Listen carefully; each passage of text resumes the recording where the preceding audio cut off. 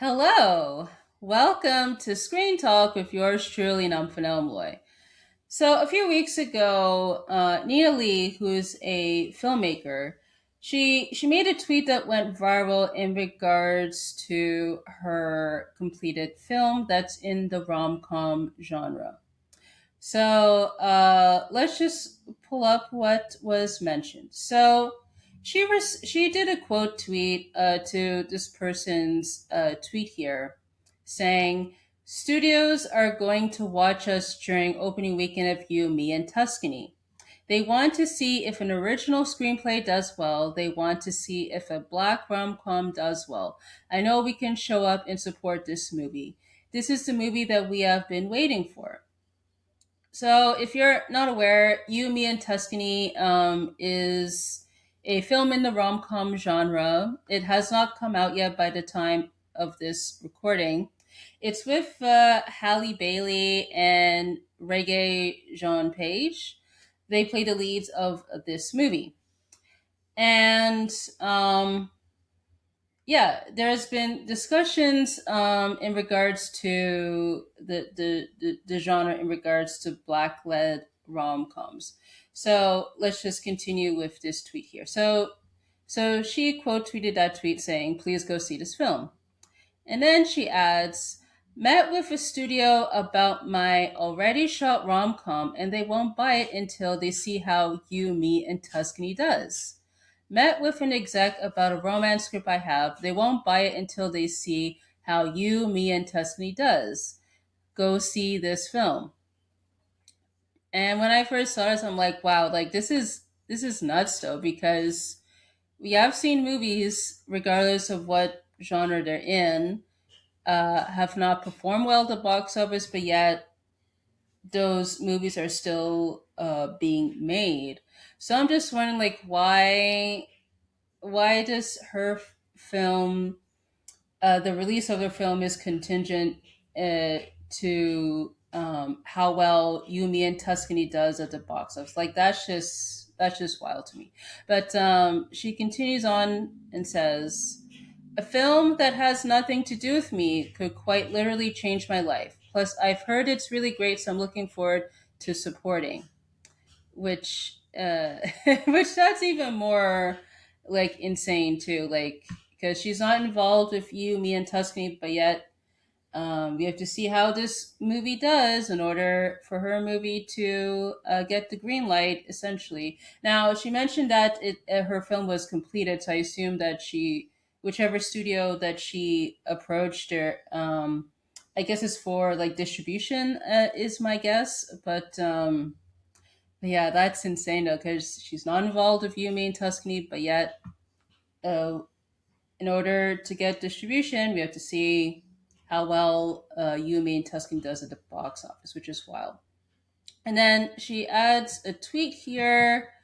I guess it's a screenshot from an article from the Wrap that mentions Hollywood films made by women had a stark decline in 2025, according to a study. Let's see. It says in the director's chair, the backslide is even more stark. 2023, 20 films in IMDb's top 100 were directed by women. In 2025, that count fell to 11 films, the lowest since 2019. In 2024, the surveyed films had 51 central roles going to female actors, including one transgender role in Emily Perez star Carla Sofia Gascon. That is interesting. But yeah, it's just seeing like this is quite disheartening to see though, because it shouldn't matter like if a movie in the same genre underperforms, because we've seen all sorts of movies, regardless of the genre, they fail for whatever reason, but yet those movies are still being made. So whatever happens like with You and Me and Tuscany at the box office, hopefully with Nina Lee with her film does get a distribution, whether it's with the studio that she did not mention. It could be with that studio or with another studio, but hopefully it does get released at some point. Halle Bailey recently did interview with Complex News, and She was asked about this, and let's see what she has to share here.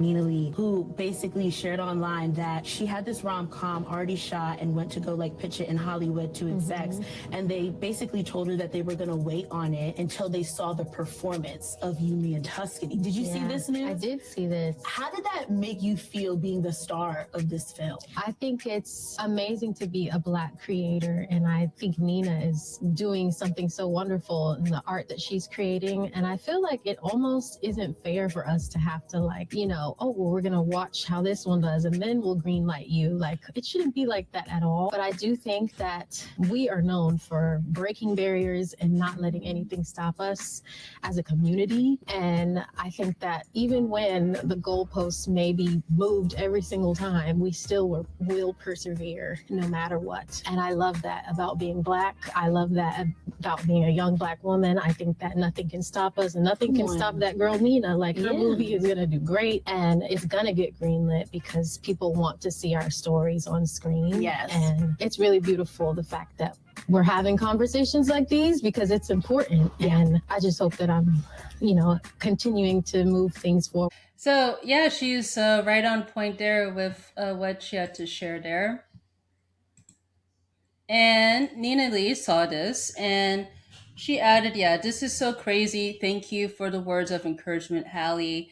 And Yumi and Tuscany's in theaters this Friday. Spoiler alert, it's fantastic." So there you have it. So yeah, just at the end, like it shouldn't matter like if a movie's performance does well or not in order for another person's film in the same genre to either get the green light, whether that's to like get it made or to get distribution, whatever the case may be. So there is that. So I did a little research I found here on Google's because I was curious to see how black-led rom-coms have done at the box office, at least of this decade. So Google did a summary here where it says here that black-led rom-coms in the 2020s have largely found success on streaming platforms, with theatrical releases becoming rare, leading to concerns about the genre's representation in cinemas.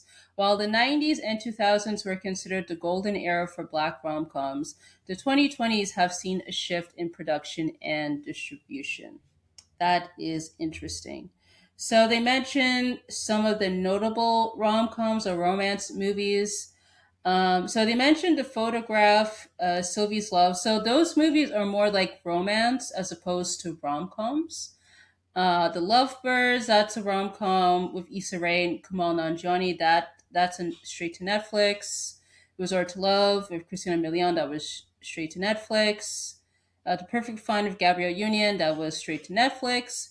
Rye Lane, which I did a podcast episode on for my podcast Rediscovered Movies. I recommend you check that out.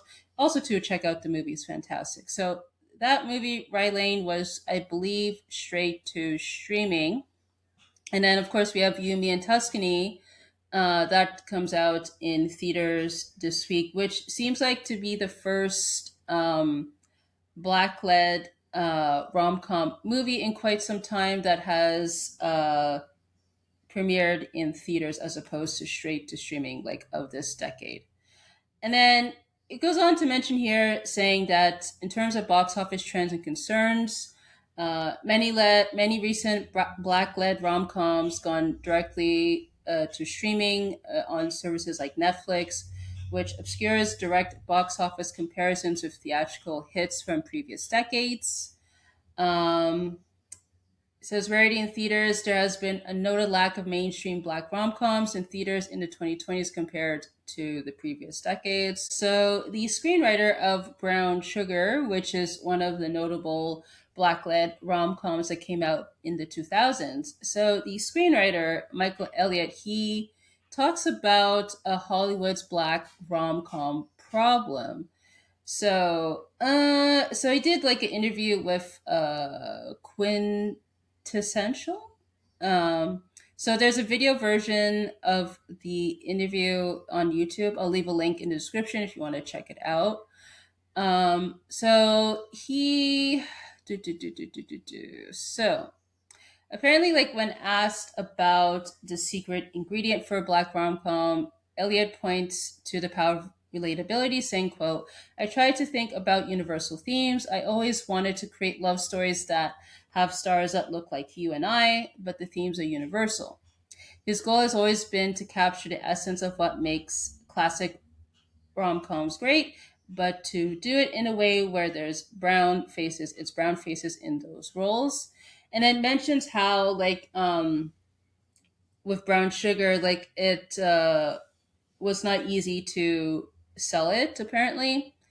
And apparently shared story about giving a script to a major white manager in town who simply didn't understand it. um, he says, quote, he didn't even understand why this movie was special. He couldn't relate to it. And what was special about it was black people who had good credit, who had were successful in their careers. And then adds, because they don't know us, right? They didn't see us, and it was just so hard to do it. And mentions, yeah, while things have improved since 2002, the struggle to get black films produced remains heavily scrutinized. Yes, it then talks about EMA and Tuscany, as I talked about earlier. Um, and he says, yeah, the frustrating reality is just business as usual in Hollywood. He says, quote, Hollywood is a Me Too industry. He stated bluntly, because there are few black executives with green light power, the genre remains precarious. Quote, and they just don't understand us, right? The only thing they understand is numbers. It seems to be truer as time goes on, essentially, where things have become more corporate, essentially. Um, And then he validated Lee's concerns, saying, I can imagine and believe that there are studios and there are people in town who only pull the trigger on a rom com that's black if that movie performs well. And if it doesn't, it affects everyone. It affects everybody in this space. And then it says, so how do we dismantle the cycle? According to Eliot, the power lies directly in the hands of the audience. He says, quote, we got to show up. He shared that even undisputed classics like Love Jones didn't pull massive numbers at the box office during their original theatrical runs. He says, quote, if you want these types of stories, we got to watch them. When they're on Netflix or Prime, we got to stream them. If they come out in theaters, we need to go and see these movies because that's the difference maker.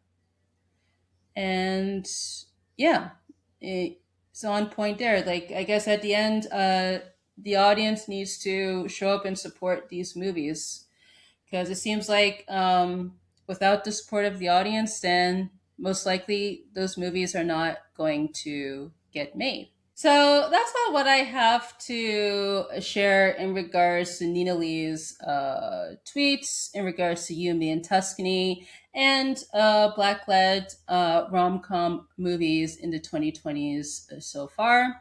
So let me know in the comment section what you think about all of this stuff. So if you want to support me, you can visit buymeacoffee.com/Nomfanelo, where you could donate. But also too, you can look at exclusive posts there. So most of the posts that I have there are for followers only. So just you can follow me there on Buy Me a Coffee. It's free to create an account there. And also too, I do have a community tab on YouTube. So if you go to the community tab on my YouTube channel, feel free to leave comments there as long as it's under community guidelines. And if you want to follow me on social media, my links are in the description.